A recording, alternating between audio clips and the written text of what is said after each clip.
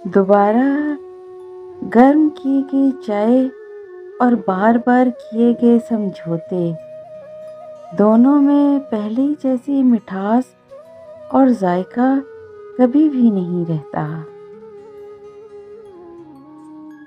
लोग हमारे अंदर का हमारा दुख नहीं तलाश करते, इनको बस इस तमाशे की खोज होती है जो हमारे साथ हुआ था। तोता मिर्च खाकर भी मीठा बोलता है, लेकिन इंसान मीठा खाकर भी सिर्फ और सिर्फ कड़वी बातें ही बोलता है।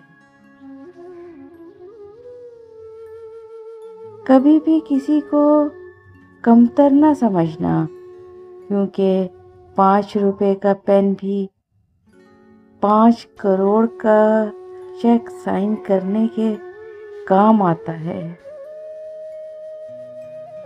मुझे गिरते हुए पत्तों ने समझाया है, बोझ बन जाओगे तो फिर अपने भी तुम्हें गिरा देंगे।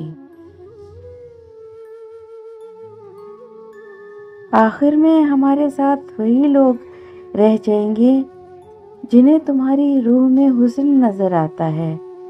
जो ज़ाहिरी शक्ल सूरत से खुश होने वाले थे, वो एक एक करके चले जाएंगे। Please subscribe my channel and press the bell icon.